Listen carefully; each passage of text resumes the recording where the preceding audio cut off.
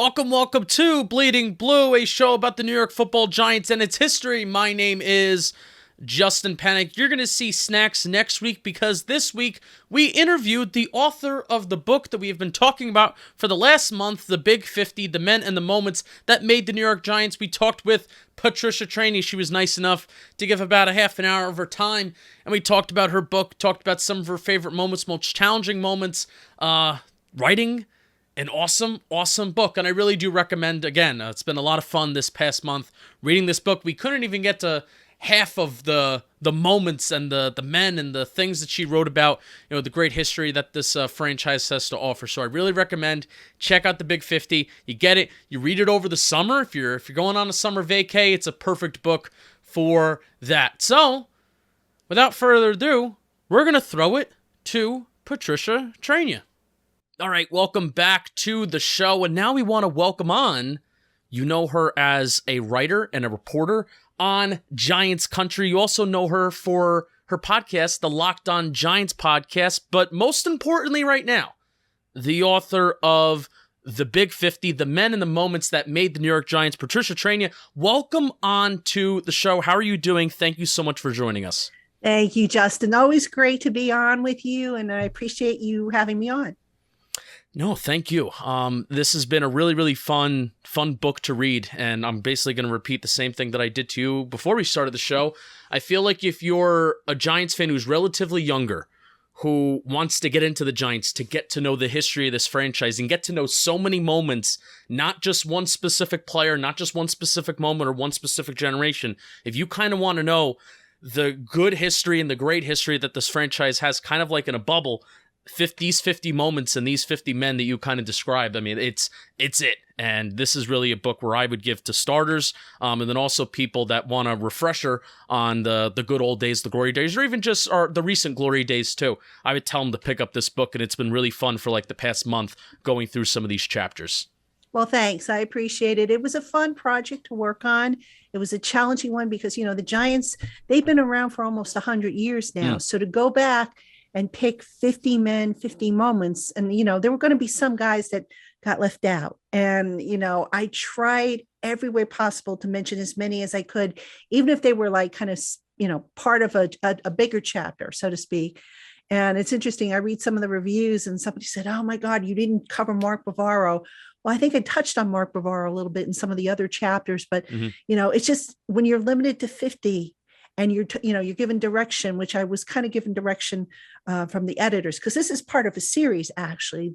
The publisher, Triumph Books, has a series called The Big 50, and they have books out on the Rangers. I think they have a book out on the Yankees now.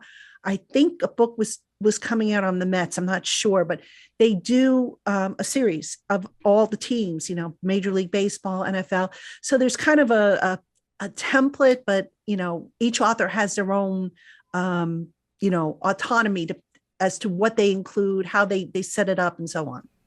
So what was your favorite chapter, favorite moment, for your favorite thing to write about throughout this entire book?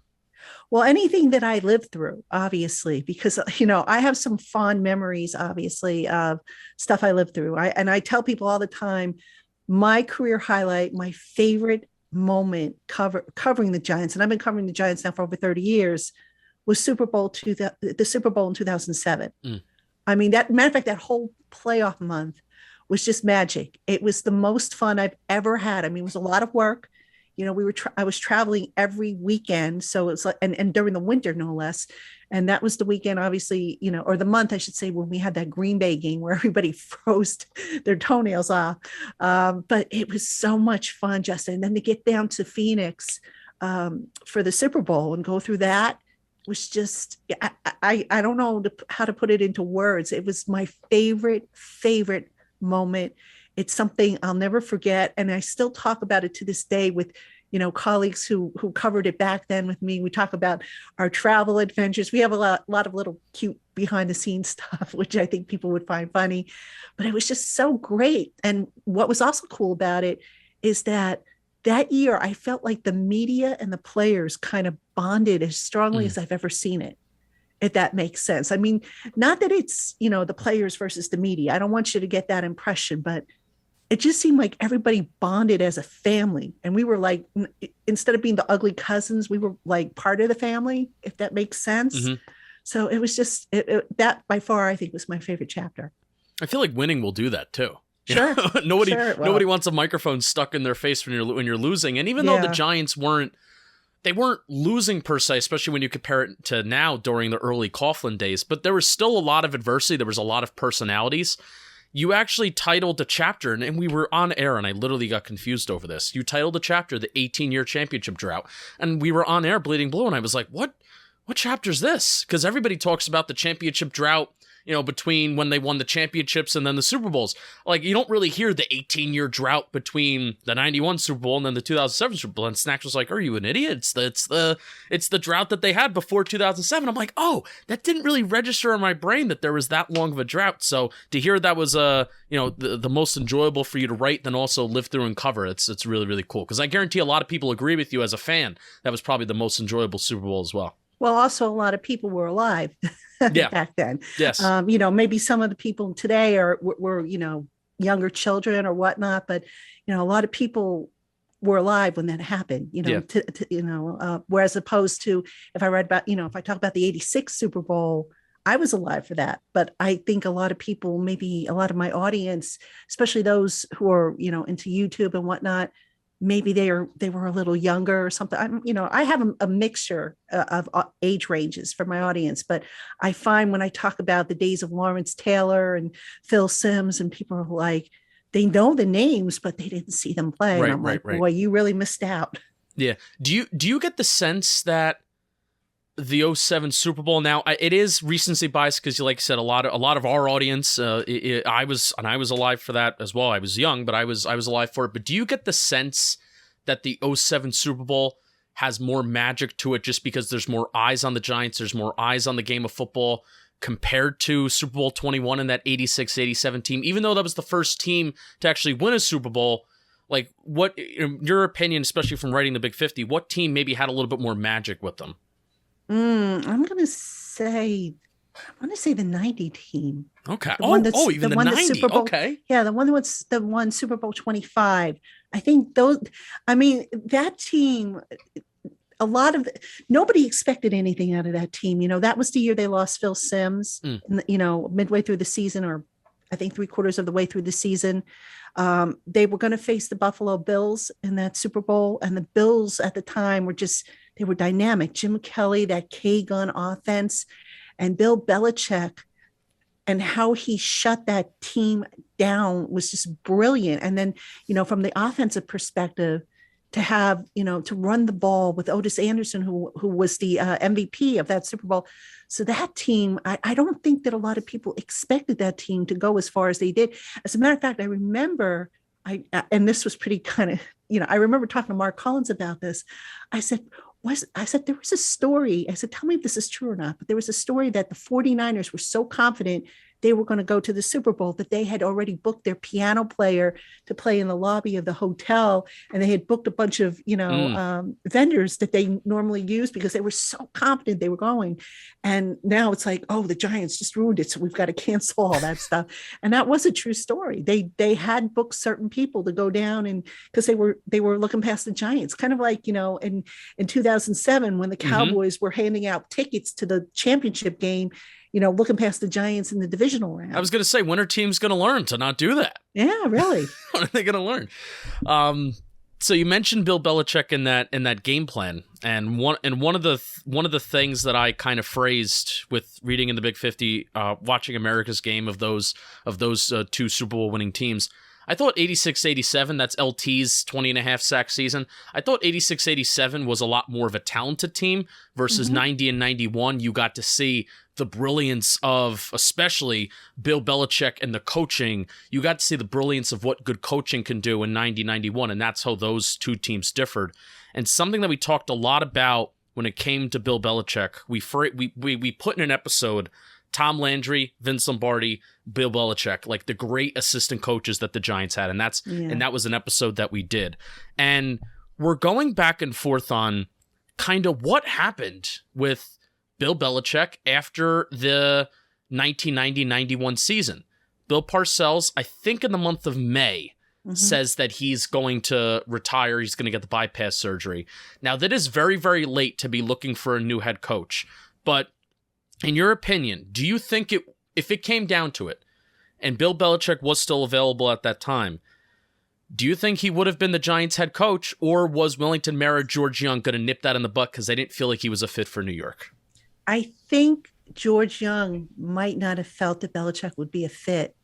I don't have to tell you that you have to have a certain disposition and a certain personality to be a head coach in New York, regardless of the sport, because it is a big media market. It is a very critical media market. People can turn on you on a dime. They will love you when you win, and they will hate your guts when you don't win. And Belichick,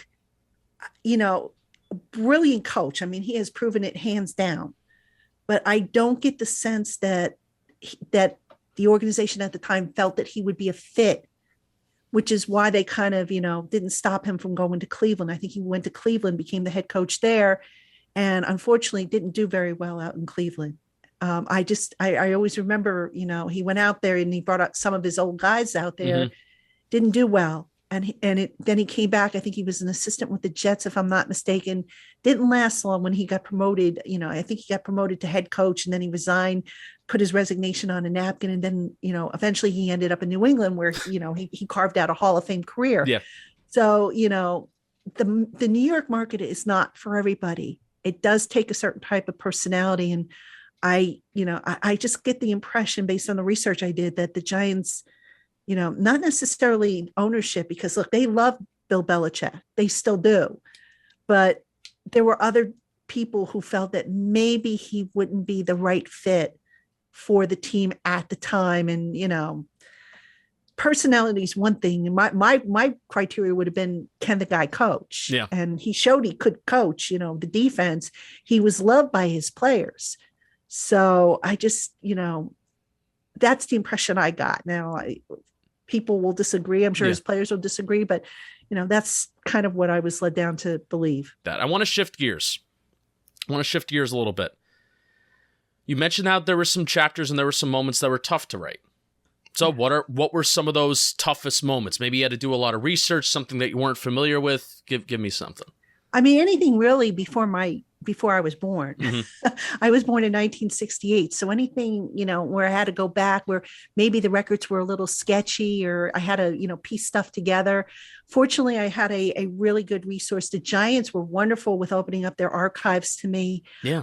They allowed me to go into their, what do they call it? Not the Stadium Club, the Legacy Club. And I got I went in with the curator who's a member of the team's front office, and we looked through a lot of artifacts. I was allowed to photograph them. I was allowed to, examine them, and I was able to fill in some of the gaps. They had news clips, they had old media guides, they had old scouting reports, all kinds of treasures. It wasn't all organized, but I was able to find what I needed to. But still, just to go back and find, the little pieces, I would have liked to have seen, for example, some more of the film, which I know it's very hard to find some of that film. So I did the best I could. And, the information's only as good as what you were able to uncover. And I know that, but, I tried to be as thorough as I could. So those were all difficult chapters. And, I'd be remiss if I didn't say this. When I was writing this book, my father, who basically turned me on to the Giants when I was a little girl, he was going through some health issues that he ultimately died from. And he passed away before the book. He passed away in September of 2019. The book came out the following year. So I hadn't really started the book. I had an outline, but I hadn't really started it. So to have to write that book, knowing that he wasn't around and wouldn't see it, that was very tough, because that's something he and I shared. And right at the start of the book, I'm putting it right in front of my face, to my dad, Al, for introducing me to Giants football. So there you go. Yep. And it's funny because when my mom died in December, I put a copy of the book in her coffin and I said, take this to Daddy. Make sure Daddy reads it. Oh, that's nice. And really, family's football. right? Yeah. Or for Yeah. football is family. I Mhm. guess I should say, and Yep. really your connection to the Giants and your connection to football, it really absorbs all throughout this book. What chapter surprised you the most? Like, you're going through stories like, oh, I was not expecting this moment to be like this. This this man to kind of be the way that he was. So what chapter surprised you the most? I think when I wrote about, and I'm just looking real quick because I want to make sure I give you the right name. Like, I didn't know about the game that put the NFL on the map. That was one that I learned about. Yeah, we talked about that. Yeah. Yeah, but I think the one that surprised me the most was the unsung heroes of Super Bowl 46. Mm. And the reason why I say that is because Super Bowl 46, that year I was just coming through cancer. I had been diagnosed with cancer that year, and I completed my chemo and radiation. And, that was a great year for Giant fans. But I tell people, I don't remember a whole lot from that year. I had to go Yeah. back and kind of look at my notes and stuff like that because, look, chemo knocks the heck out of you. Let's be frank. So when I was putting that chapter together, I said, my gosh, first time I wrote it, I said, it's almost like a replica of 2007. And I didn't want to repeat what I did for 2007 for the first Super Bowl of the Eli Manning, Tom Coughlin era. So I went and I did some more research and I came up with the unsung hero angle. And when I went and I studied that, I said, oh, wow, this is a story that I don't think a lot of people have heard, Chase Blackburn, Mario Manningham, I talk about the unsung heroes Mm-hmm. and that helped them get to where they were. And that was just, people have told me that was a pretty good angle to take because they didn't realize that those were the guys that, were very instrumental, but yet under the radar. I'm actually going to read you something that came from the Brilliance of Bill Belichick chapter, and I immediately thought of Mario Manningham, and I believe Carl Banks said this. The game plans he put together were for the 90th percentile of players, and if that one player found himself in an unfortunate situation, he'd say, look, we can protect everything but this play. If this happens, then they caught us off guard. But this, as much as yardage as they should make on a play like this. So basically, like I read that, and I think back to the sound effects from Super Bowl 46, where Bill Belichick is like, Make them go to Manningham. This is a Cruz and Knicks game. Let them go to Manningham and Ballard. And then lo and behold, it's exactly what the Giants did. And that's why that team in 2011 was so great, too, that they had all those guys that could contribute like that. Absolutely. And, credit to Eli Manning and to the coaches because they had confidence in those guys. Even if you go back to 2007, I think you've heard the story before that David Tyree, who ended up being a Super Bowl hero in that one, couldn't catch a cold that whole week. He was horrible in practice. He couldn't catch a darn thing. And Coughlin was getting nervous. And Eli just said, you know what, David, take a deep breath. I know you got this. And Eli, that's the kind of calming effect he had on the guys around him. And, not to kind of bring the present into the discussion, but people ask me all the time, what does Daniel Jones have to show? That's a quality Daniel Jones needs to show, to be able to bring that talent around him and help it rise. And that's something that I know we should be looking for, amongst other stuff. So Eli was just really good at that. And just look at all the guys after they left the Giants and they went and played for other teams. How many of the receivers really had the success they had with other teams that they had with the Giants? One of those wide receivers includes Odell Beckham Jr. Mm-hmm. And he was a chapter in this book. Yes, so he was. I'm going to ask you kind of a funny question because I can easily see this.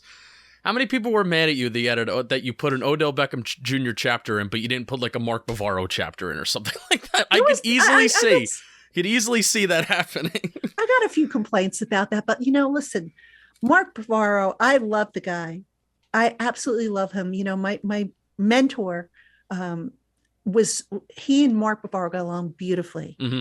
And I have a great deal of respect for Mark Bavaro. I mean, his book, he wrote a novel, actually, which was pretty good. A little too close to real life, but it was pretty good.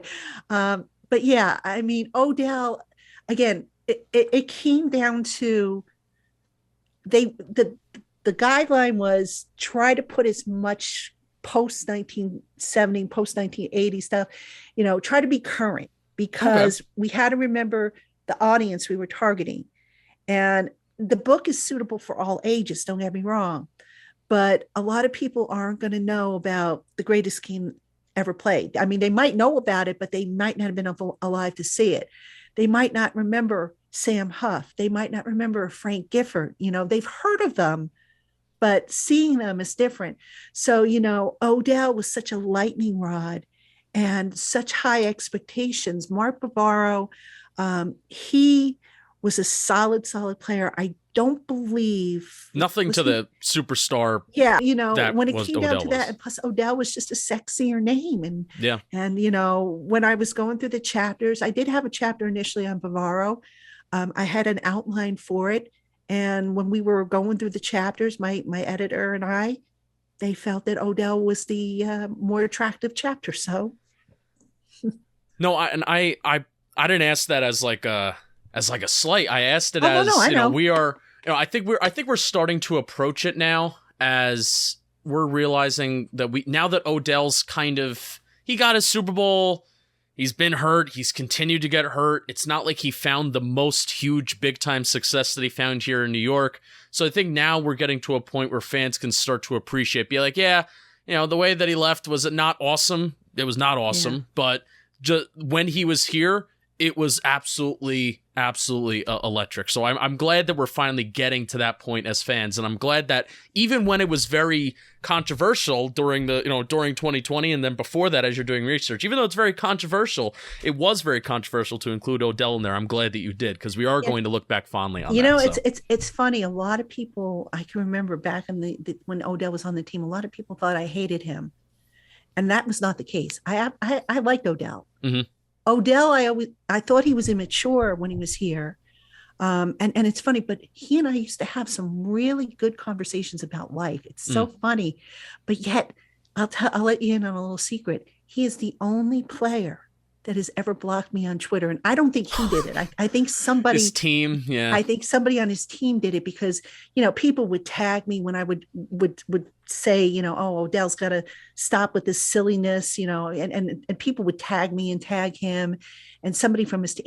But Odell and I got along beautifully. I mean, I can remember one time we were sitting, I was in the locker room and I sat down for a second. I forget why. I think my knee was bothering me or something. And he came up and he sat down next to me and he said to me, "Can I ask you a question?" And I said, "Sure. What's up?"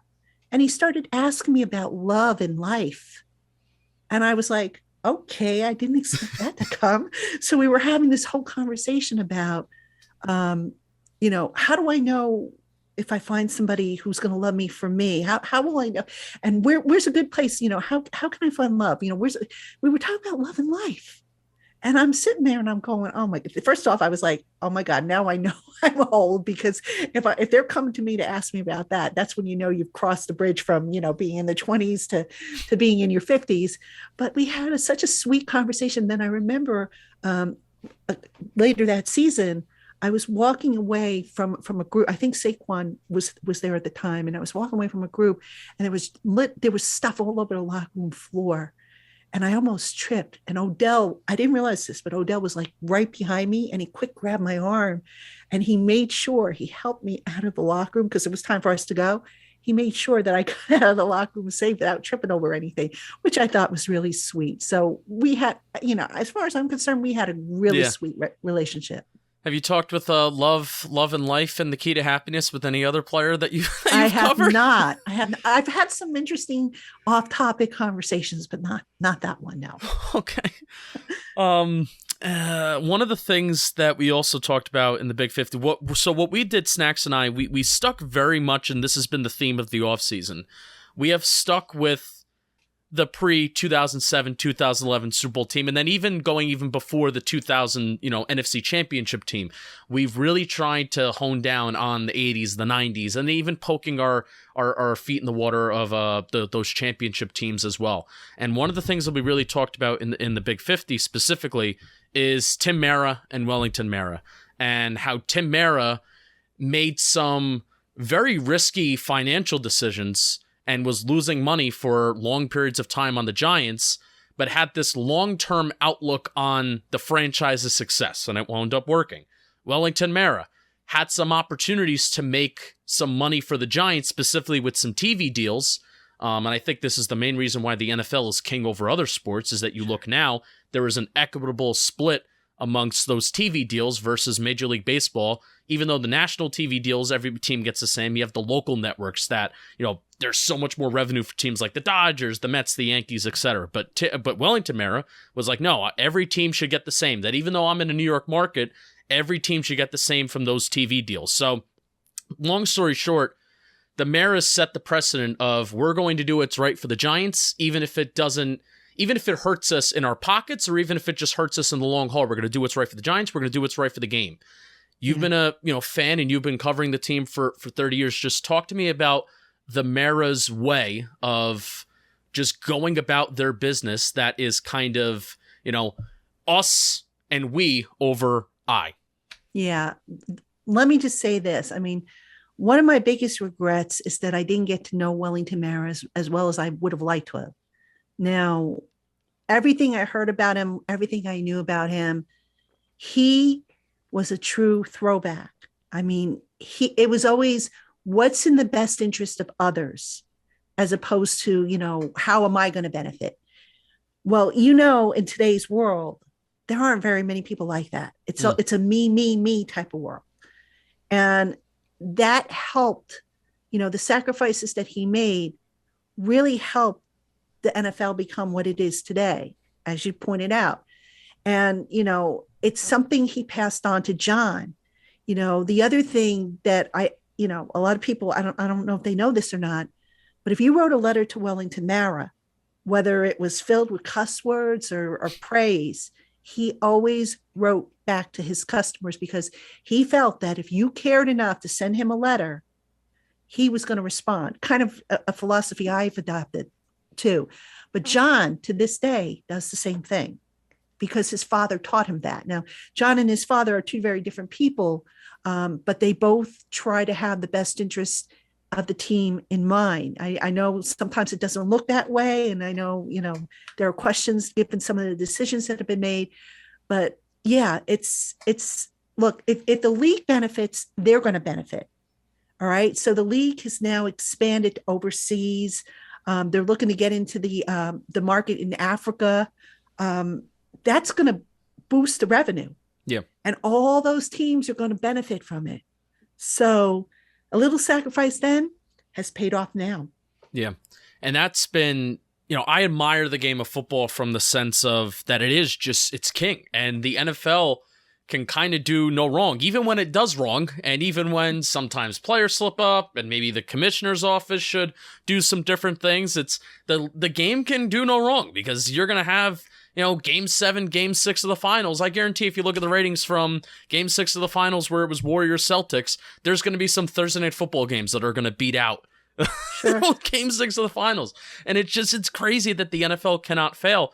And, reading, especially what you wrote about in the Big 50, Wellington Mara, specifically Wellington Mara, the strides that he made for the benefit of the game in the long haul, it could have benefited the Giants and making the Giants more money, helping the Giants win more games and making it more of a desirable place to come. But he didn't do that. And that is why the game of football is king. And, when he passed, I remember, we all went to his funeral at St. Patrick's Cathedral. And that was like the first time I think I have seen media and former players you would kind of expect, but the media, every media member that covered that team went. And that church was packed. I mean, it was standing room only. And it was I remember most of the ceremony, most of the funeral. It was very beautiful. It was very touching. I could just picture Wellington Mara going, gosh, what's all this fuss about? It's just, please. Because that's how he was. He was very modest, very humble. He never wanted it to be about him. And just the tributes and the love that was there and the emotion, my gosh, it was just amazing. It was absolutely amazing. I'm not obviously, I don't think very many people are a big fan of going to funerals because, what they signify. But I walked out of there. I remember I walked out of St. Patrick's Cathedral and I was like, wow, I was like blown away by the whole, experience. And just, if you didn't shed a tear that day, then you don't have a heart. Yeah, absolutely. Patty, I wanna thank you for coming on. Again, it was a joy this past month to read certain parts of this book. We couldn't get through all of it. We really couldn't get through all of it. But at the same time, if I really wanted to, and I think if anybody really wants to, like you can bang out this book in just a span of a couple days. It is that good. It is very quick hitting, but it also is really chocked full of history.